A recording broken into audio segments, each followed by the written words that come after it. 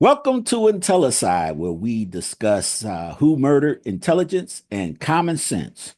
I am your host, Anthony Gentry, and my co-host, Kyle Palmerville. And today we're going to talk about AI as another, method to improve and assist in your role playing. So, Kyle, you had some kind of new revolutionary use of AI in your RPG session this I don't week. know if it's revolutionary, but I thought it was something new for me, and it was the group that I play with really enjoyed it.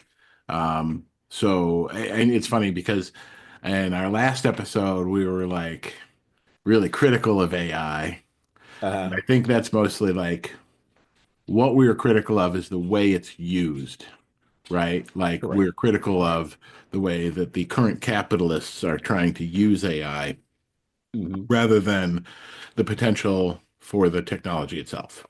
Um, Correct. but so anyway, long story short, I'm playing in a campaign where IDM. It's D&D, the newest version, 5.5, I think people are calling it, the Hmm. 2024 version. Hmm. Um, and in the campaign, the party had done a heist where the campaign that I'm running, mostly what I do is it's homebrewed and I write it largely based on the backstories that the characters write, right? So I try Hmm. to take the backstories of the characters and then build a world around that. Right. And so in this case, they were all trying to pursue threads um, that for their characters' backstories, and I had them do a session where they did a heist where they stole a painting, and the painting turns out is a sentient magic item Hmm. that had gathered they don't know how old it is, but it's been gathering, intelligence for years. And so it knows all these secrets. And so what I did is I coded a custom GPT um, for the magic item to act Hmm. as the magic item with all of the personality traits and everything of the painting and all of the knowledge from my notes from my campaign, um, so that when the players were uh, interrogating it, Hmm. they got to actually talk to it, and it talked back, and it worked Right. way better than I was hoping it would. Um, Hmm. and one of the things is it helps encourage role playing too, Right. because when they do it, the characters have to talk to it as their characters, right? The players have to role play as their characters when they're talking to it for it to make sense. So in Right. that way, it does help encourage the role play also. Um, but yeah, honestly, it worked way better than I thought it would, Hmm. and even the voice Yeah, acting. that sounds very interesting. Um, yeah, it's Especially, the having a talking character and everything, but you can interact with it and mhm. it respond to that interaction. Yeah, yeah. Now, I mean, you could do this for all sorts of stuff. You could use it for, NPCs if you really wanted to. Mhm. Um, Right. I found this was really useful because it's something that, so the other thing though that was unexpected that it did is that it can also make stuff up. And what it ended up doing was making up places. And so they were asking it for like, tell us some secrets, tell us some locations of some treasure. And it would make some stuff Uh-huh. up. And it came up with some pretty cool sounding like locations for the Right. treasure. That ended up actually, I'm going to have to write out now those locations and then make dungeons out of those places because they ended up sounding pretty cool. That is awesome, man. That is awesome. But again, when you mentioned it to me, it made me immediately start thinking of ideas and, like you said, NPC interactions that Mhm. this AI could, be used for.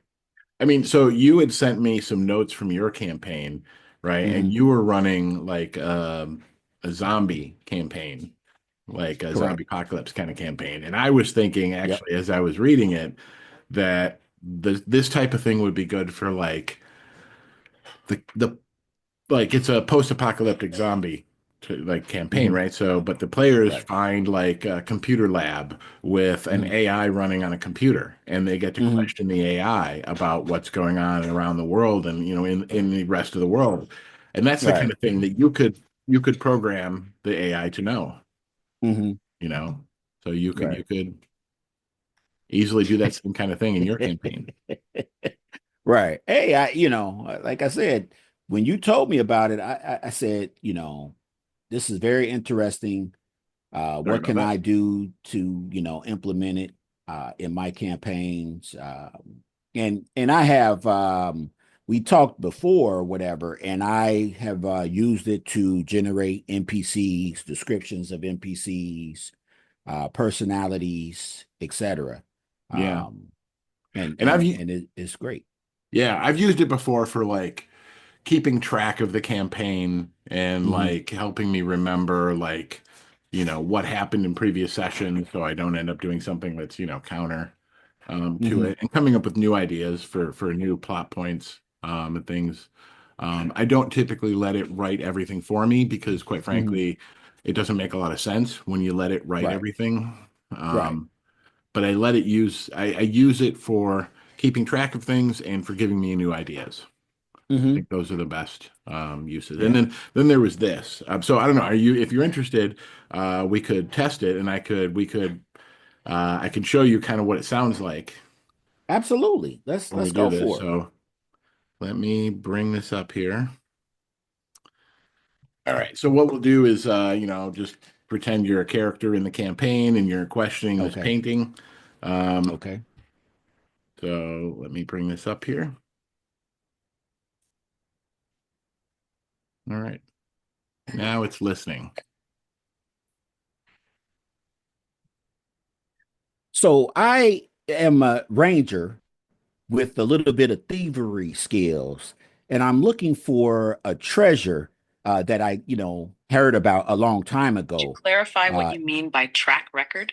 Ah, Are you looking? hold on a second. Sorry. I don't think you're talking. I got to turn my speakers up because I don't think it's hearing you. okay. All right, let's try this again. Okay. Go ahead. All right. I'm a ranger with a little thievery skill, and I'm looking for a treasure that I heard about a long time ago. It's a necklace that can turn you invisible. Where would this necklace be located at?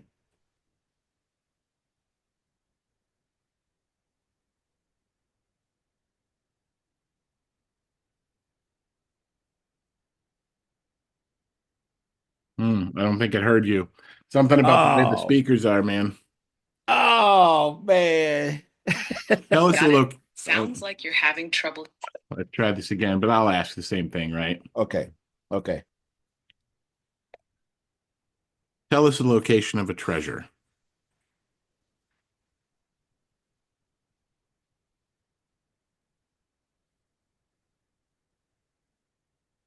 Tell us the location of a treasure.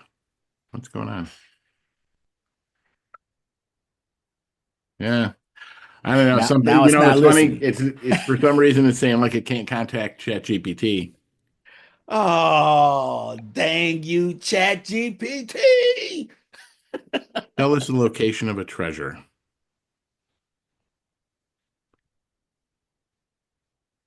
Treasure So you hunter, you are ha you? How delightful. But true treasures aren't simply given, they are earned. I have overheard whispers of hidden riches, locked away by those who thought themselves clever. Seek the ruins where ivy strangles stone, where the winds carry echoes of the past. Beneath the altar of forgotten gods, buried in earth long undisturbed, lies what you desire. But beware. Some treasures are guarded not by locks and traps, but by curses that linger like a jealous lover. Do you dare dig where the dead still whisper? That's cool. And that's the kind That's of thing cool. that yeah, isn't it? So hold on. You had the Chat GPT app on your phone, right? Yeah. Okay. So how did you program this sentient painting into the Chat GPT program? So there is a way. I did it on the desktop, right? So when you're using the ChatGPT website, you Hmm. have to sign up for a paid membership for it. Okay. But they let you create what's called a custom GPT. Hmm. And when you do that, you can give it two things. You give it like a role and then some instructions. So, like, I gave Okay. it a role, which was, you're a sentient painting. This is your personality. These are the things you like, things you don't, stuff like that. And then I gave it like what it knows. So, these are the current things the secrets you're aware of. These are the things you're not willing to talk about directly. Hmm. And then there's a bunch of stuff that related directly to my players and their backstories and their Hmm. specific goals. So a lot of that actually Okay. was stuff that it was programmed to say for my characters specifically. Uh, Right. but then there was some stuff, yeah, that because they could kind of go off the cuff and start asking it things, and it would just start riffing and making stuff up. Yeah, that's awesome, man. So, but you do have to have a paid subscription to the Chat GPT Yeah, AI. yeah, you do. Okay. And I think it starts out at what, 19.99, It's $20 a and month. with, Yeah, well, right. And it might be some tax on there, so you might be paying $21 you know, yeah, after taxes. Yeah, yeah. but that's not bad. I mean, yeah, it's more expensive than um, DeepSeek, that's for sure. Um, That's another thing that we should talk about. So you set up a deep seek server as well, right? yeah, so DeepSeek is a Chinese competitor to ChatGPT that they offer an online service like that you can sign up for and pay a fee for to go use, and it sends the request to their servers. I believe they host in China. But Mm-hmm. the other thing about it though, the thing that I would recommend people do, what I did, is you can set it up to run locally, and it takes a lot lower hardware minimum requirements than does a ChatGPT based large language model. I was Mm-hmm. able to run it on an old PC that did not have a good enough video card to be able to run the NVIDIA large language model, but Mm-hmm. it is able to run DeepSeek, and you can put Mm-hmm. it on like an old laptop and then like disable the Wi-Fi in order to make it air Mm-hmm. gapped, so it's got Mm-hmm. no access to the internet, and it still runs Right. fine. The only thing is, because it can't go out on the internet to find out any answers to you. What it does, what I think is interesting, is it shows you its whole thought process. Mm-hmm. So when you ask it something, it then has to think about it in order to give you an answer, and it shows you Mm-hmm. what behind the scenes, like what it thought before, and then it shows you the answer. Um, and it's not always perfect. Right. It fooled itself. Like when I was doing it, I asked to write a haiku, and it started Mm-hmm. out, it did it once correctly, but then somehow it talked itself out of what a haiku is, and Mm-hmm. it kind of started to hallucinate, and then it kind of went off track, and it wrote something that wasn't a haiku. Um, Right. but it started right, and then somehow went off. Uh-huh. Um, Yeah. no, it's interesting because they're talking about there's a lot of security issues with DeepSeek and all that if you're using, but those are all specifically if you're using the online version of it, Mm-hmm. like the website, or Okay. making API calls to their online service Right. instead of running it locally. Mm-hmm. If you run it locally, especially if you put it on an air gap machine, there's absolutely not going to be able to get to the internet. But I've also checked it in my lab and ran Wireshark while running it in order to see whether it was actually making any calls. Mm-hmm. And it wasn't. It wasn't making any Mm-hmm. calls out to a mothership or anything, sending Mm-hmm. anywhere else. Mm-hmm. Um, the interesting thing too is that when you are running it locally, it has some features disabled. Like it can't actually read the web. Even if you're running Mm-hmm. it with an internet connection, it doesn't have the ability to go read websites and stuff Mm-hmm. when you're running it locally. You Mm-hmm. can give it documents to examine, Mm-hmm. but Mm-hmm. it can't read websites. Yeah, and that's been my experience with some of these AI programs, even the image generators. If you give it specific words Hmm. to place on an image, it just comes out with gobbledygook, Most of and, them, and stuff yeah. like that. Yeah. I've had, different slogans for that zombie game that you mentioned. Hmm. I had a militia, a local Pennsylvania militia that they were supposed to run into. And I had the AI design a logo for this militia with a certain saying on it, and the Right. and the and it just was just illegible characters on it. And I'm like, oh man, it's so close, but Yeah. so far. Can I ask which AI did you use? I used ChatGPT, but Okay. it was an unpaid version. Okay. I have also, in my experimenting, found that certain other image generators are better than others. There's one called Ideogram that is specifically really good at that function, at creating text within an image. Okay. So if you need something like that, I would suggest trying that one. And it's free. Um, and it's really good at you can say, create this logo, and then within the hmm logo put, like, within quotes, put this text, and it's usually pretty hmm good at doing that. Okay. Okay. Um, Yeah. Then but I'll try that. yeah, that's actually a neat idea though.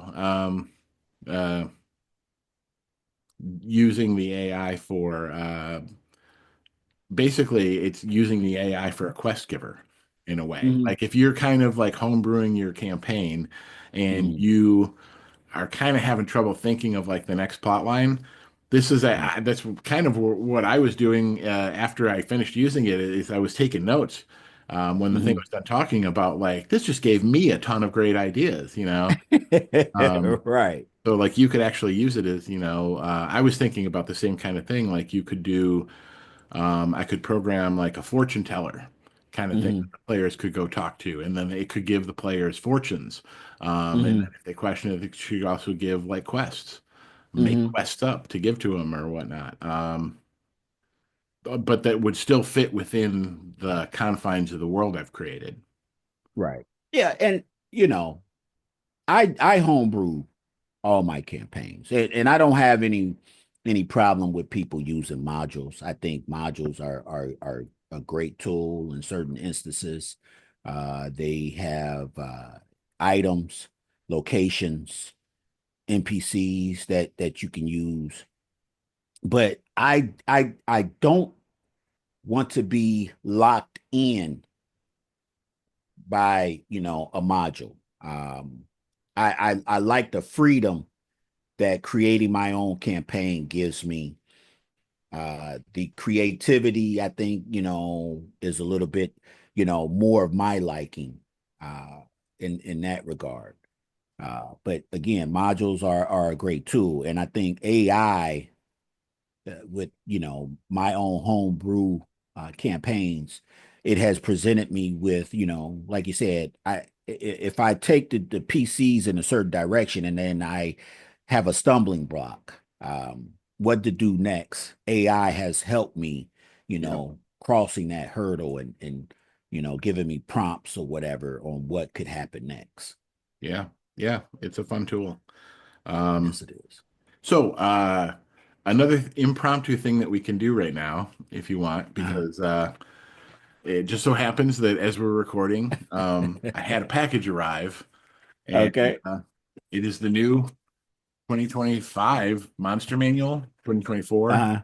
It's a Uh-huh. 2024 edition, but it arrived in 2025. So, Well, hey man, mail is slow. we're going to do an unboxing video here. All right. We get the, Oh man, where'd you get that from? I pre-ordered it. Oh, okay. So I pre-ordered the whole the trio. I got the player's handbook, the Dungeon Master's Guide, and the Monster Manual. I Okay. bought them all at once in a package. So I hmm got the digital versions and I got um, hardcover versions Okay. of each. Oh, it looks pretty nice. How many pages is that? It is. Let me see. What have we got here? I need my old man glasses. Oh, so about 380 pages, Oh, that's 383 that's pages. nice. Right. Yeah, and it's so I've looked through the digital version of this already. Um hmm so I've had a chance to kind of check it out, and it's funny. Um most of the complaints people have online are that like they Mm, remove, or not what's in here, but what's not in here. And what's not in here mm, that people are complaining about are orcs. They removed mm, orcs as a monster in the monster manual because it's now basically a playable race, I think, in the mm, player's handbook. Um, mm. but then again, so are Aarakocra. Aarakocra are in here, but they're also a playable race. Okay, so what are Aarakocra? Oh, Aarakocra, they're birds, Yeah. like a bird type Oh, creature. okay. Have you seen the Okay. Dungeons and Dragons movie?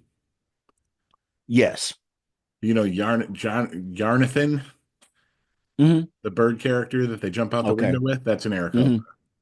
Okay. Okay. Oh. Um, no, honestly, I found it really interesting. Some of the art in here is pretty good. A lot of the art in Mm, here is really good. Some people were accusing them of doing AI art because hmm. of one of the pictures in here. Hmm. There's I think it's called a Rakasha. Hmm. Yeah, Rakshasa. It's a type of demon. And uh, it has its hands are basically reversed. hmm. So like where the back of your hand would be on a human, the palm of the Hmm. hand is on a Rakshasa. Hmm. So Hmm. like people were saying, oh, they used AI art because the hands are all backwards on all these characters. Hmm. Well, yeah, that's how they're supposed to look. Mm. That was actually Okay. correct. Right. Uh. But no, other than that, and a lot of they redid kind of the way that they do like the stat blocks for monsters. So it's a Hmm. little bit simpler. The stat blocks are a Hmm. little smaller. Um, Hmm. they've added like layer actions for a lot of the monsters, which I think helps a lot because one of the things they've also kind of changed the way they did the challenge rating for monsters. Hmm. Because a lot of the problems they used to have with the old system was that it didn't scale up well. So when you got to higher levels, a monster who was supposedly the same challenge rating as your player's levels was often either like way underpowered or way overpowered. Hmm. It never seemed to match up. I've noticed the same thing. So like when I was running a campaign with like let's say if players are all level 5, I would need to find monsters starting at least a challenge rating 7 to even be a challenge for them. Otherwise, Hmm. they were just like steamrolling through anything I'd give Hmm. them at their own challenge level. Hmm. So, yeah, hopefully we'll see this the new book. Okay. I'm gonna try next time we run a session. I'm gonna use a new monster stat. So Okay. see how that goes. Well, hey, I mean, I haven't played D&D in probably 30 years, so Oh, really? yeah, I'm not familiar with any of the new systems and rules or whatever. But you know what? I take that back. I was in a convention or whatever and played a little introductory um, Okay. session with someone. But it wasn't really like, an in-depth thing. I did more role playing than combat, etc. Right. Um, but one of the things that and I don't know how it is now with the rule changes or whatever, but one of the reasons why I didn't like some of those systems with leveling or whatever is because of what you were saying with the monsters or whatever, and trying to keep what level monster do you use for a certain level character. Um, with the Yeah. system that I play in, hero system, it's it's a point-based system. So you'll know, hey, a character based on this many points or whatever, hey, the monster can be this many points or whatever to present a challenge for them. And stuff So like that. I changed. So like you were saying, I've been playing for years since I was a kid. And one of the things that I changed years ago for the games that I run is that I never really liked the fact that the way the leveling worked in the older versions is it was all experience points based, which was all Hmm. based on killing things, right? Hmm. So Hmm. the only motivation people had was to go around and kill as many things as possible. Exactly. Hack So and slash. yeah, and so I changed it years ago to make it so that you got, I mean, the way I started doing it was you got experience if you found a non-violent way out of a challenge or something. And then Hmm. I kind of expanded it to be like, well, you get experience for, um, overcoming a trap or whatever, like for doing different things. Right. Right. But then So, they kind of codified that with fifth edition of D&D, where they kind of have like the milestone.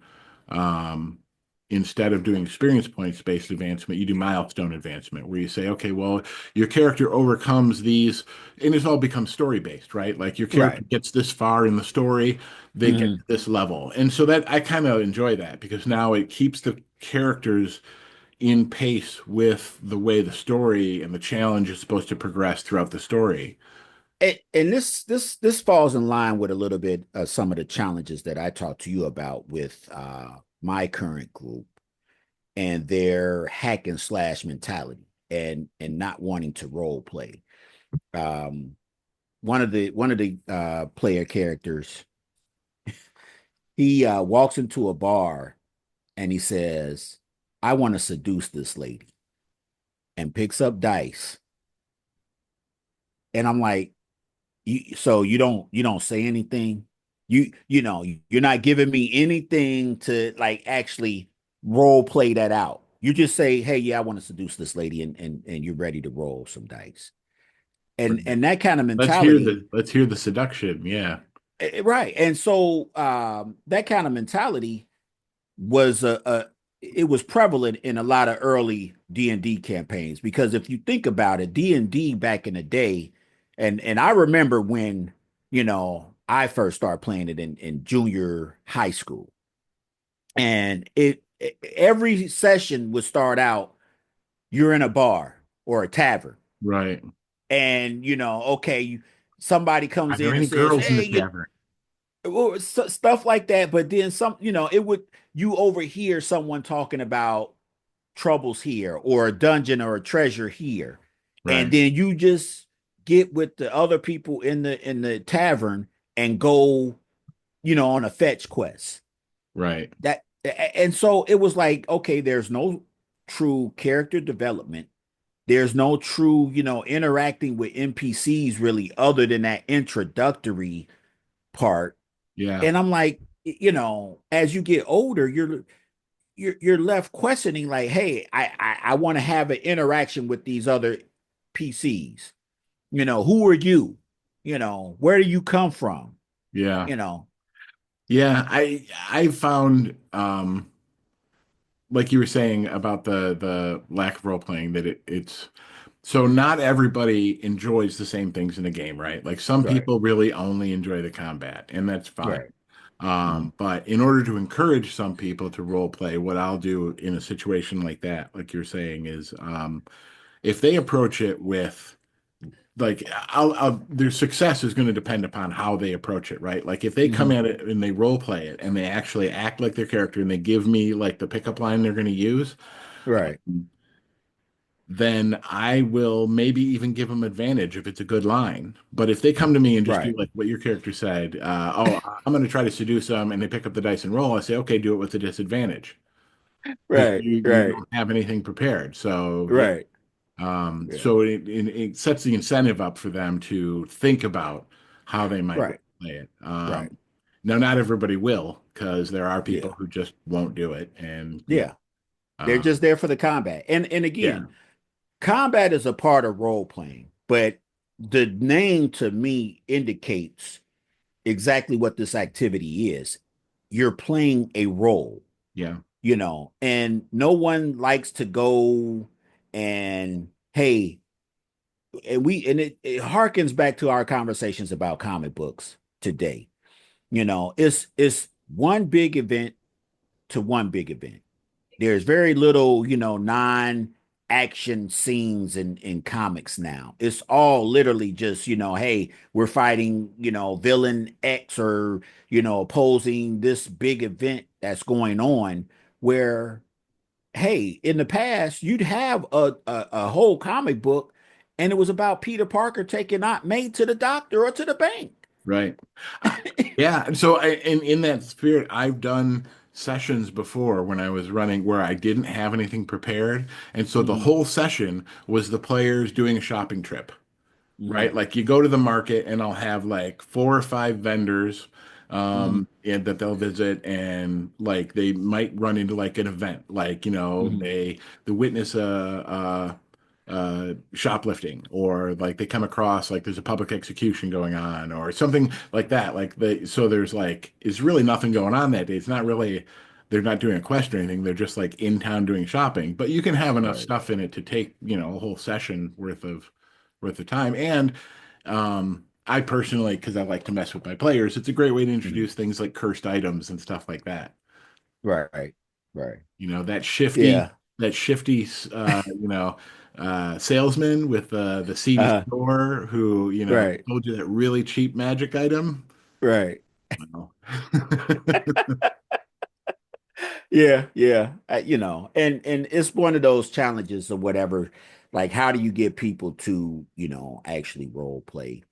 mhm. Interacting with the AI as you saw, it could help with that. You're Yeah. interacting with the NPC where you have to actually ask them questions. You can't just say, "Hey, I'm gonna pick up some dice and roll." You know. One of the best ways, in my opinion, and this is what's difficult for DMs, right? Because not everybody is good at role playing, but one of the best ways to encourage them to role play is for you to role play yourself as the DM. So, like when Oh yeah. doing the characters and I inhabit the character of a shopkeeper or something like that, it actually encourages them to then respond in kind, in character. Uh, But it's hard. Like I don't always feel like doing it, and I can't always muster it within myself to like play that character in the moment. Well, it's funny that you mentioned that because that's something that I do. I pride myself on my ability to bring the NPCs to life. And Mhm. so I remember in this zombie campaign that we discussed. So one of the characters, he was a anthropologist. And so during the initial session, the setup for this campaign, because they didn't know it was a zombie campaign. I had the zombie outbreak occur in the first session. So this one character, he's married, he has two children, twin boy and girl, 17-year-olds. But he's stuck in town or returning from he has a job at the local university. He's in the middle of the zombie outbreak when it's occurring. So he has to stop off for the night in a library with some other survivors. And he attempted to make a call to his wife, uh, but the circus were busy. I had it, where everybody's trying to make phone calls and stuff like that. So he couldn't get through on the phone, but he didn't try to text or Mm. whatever. So, um, Hmm. his wife is texting him or whatever, hey, where are you at? What's going on? I'm worried and this and that. So he doesn't respond to her. He's busy with the other survivors. So the next day, you know, he makes his way home to his wife. And now his wife, I played her where she's upset. She's, like, yeah, she's happy to see him, but she's upset. Like, hey, I was worried about you. You didn't, Why you didn't you didn't answer me? text Yeah. me. Right. And so uh he basically says, well, I don't know how to role play that. I've never been married before. I, I'm like, sir, Well, you're not going to be for you long in the game either. but I said I understand that, but you're not an anthropologist either, but your role play, like your character is an anthropologist, like, come on, let's not make you're probably able to better imitate a married person than an anthropologist. That's funny. Well, it's like you go home and find your wife left and left a note saying she's leaving you because, you Well, you didn't respond. It Problem was solved. the funniest thing to me, man. I Yeah. mean, even like sessions later, um, they had a disagreement over one of the kids or whatever, and he constantly said, "Hey, I want to keep my family safe," and so he's at this farmhouse, this elderly, and I won't say elderly. I mean, they were like 60s in their early 60s, and his character is like in his late 30s, early 40s. But he's in this farmhouse staying with this family, and he says, "I'm going to start looking up like what I can on this disease on the internet." And his wife is like, "Okay, well, we're going to continue this conversation after you finish your research." So I had it on my phone too. I had the modem dial up sound when he tries to connect to the internet. I'm like, this farmer, he doesn't care. His computer's old. It's Right. a dial up connection, and that was me of basically trying to give him the hint that, hey, you're not going to be able to find a lot of information because just the speed of the connection, and Right. two, there was a lot of websites and everything after this zombie outbreak. A lot of things are not working as they should be, but he still continues to try to look this stuff up. So I had him roll a dice, and I said roll 1d6, and then I added like two Hmm. to it to see how many hours he spent on this computer. And he never found out And again. it ended up being like 7 hours that he Okay. spent. So the wife was upset. She's like, "Hey, listen, we were supposed to continue this conversation, and you spent all night on the computer and didn't find a thing." Yeah. So we're just about out of time here. Okay, We got less okay. than a minute. All right. So please like and subscribe. Hit us up. With questions, comments, or whatever. And we hope to see you next time on Intellicide. This is Anthony and Kyle signing off, and we see you next time.